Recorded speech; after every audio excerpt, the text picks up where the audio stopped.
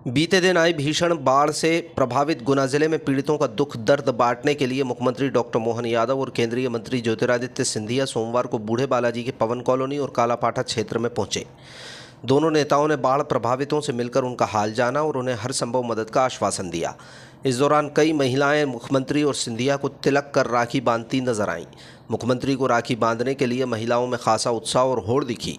मुख्यमंत्री डॉक्टर यादव ने बहनों के इस प्यार के लिए आभार व्यक्त किया और कहा कि ये देखकर उन्हें खुशी है कि इतनी कठिन घड़ी में भी सावन के महीने में बहनें अपने भाई को राखी बांध रही हैं।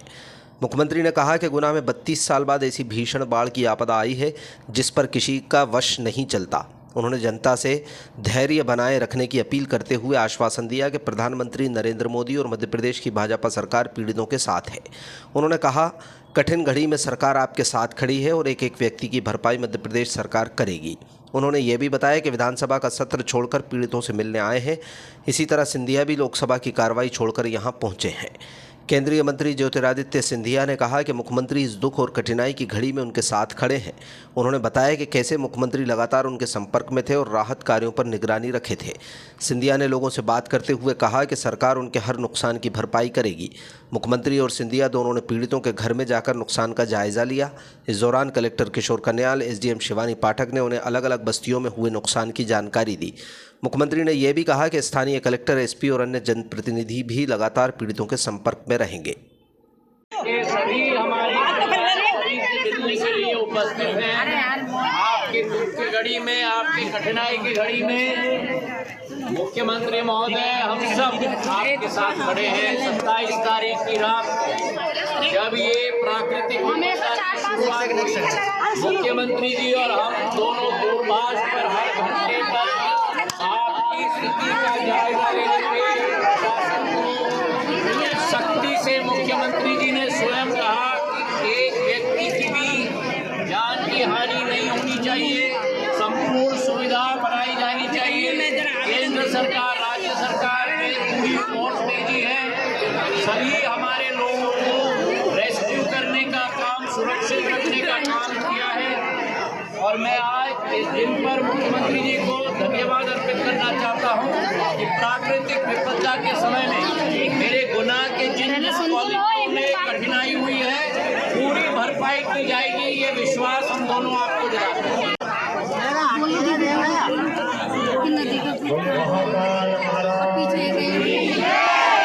भारत माता की। आज गुना में पूरा महादेव इलाके में मैं और मेरे साथ केंद्रीय मंत्री ज्योतिरादित्य सिंधिया जी, हम दोनों जिस दिन बाढ़ आई, ये लगभग 32 साल बाद ऐसी बाढ़ आई। इतनी बाढ़ की तो कल्पना भी नहीं की थी, लेकिन जैसे जैसे मौसम बदल रहा है उसका दुष्परिणाम भी आया है। लेकिन कोई प्राकृतिक आपदा है, सरकार माननीय प्रधानमंत्री जी श्री नरेंद्र मोदी जी और हम सब मिल करके अपने भारत के, देश के सभी नागरिकों के लिए जैसे कि बाढ़ की आपदा, मैंने माननीय मंत्री सिंधिया जी से ही बात की। यहाँ के कलेक्टर, एसपी और सबसे लगातार रहे और यही एक ऐसी चुनौती थी। मैं तो आपको देख के धन्य हूँ, बहनों को देख के। सावन के महीने में बहन अपने दुख भूल करके हमको राखी बांध के आशीर्वाद दे रही है।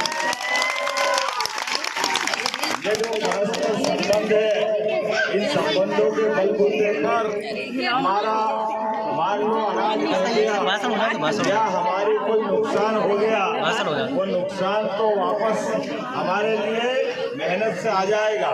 लेकिन ये जो संबंध कठिन घड़ी में सरकार आपके साथ खड़ी है, ये इसका एहसास है आपके में लगातार। और सरकार के माध्यम से मैं और माननीय सिंधिया जी आपके किसी भी परिवार के, समाज के, स्थानीय निर्माण के कोई भी नुकसान जो हुआ है, कलेक्टर को कहा है कि वो पूरा निरीक्षण करके, सर्वे करके रिपोर्ट दे।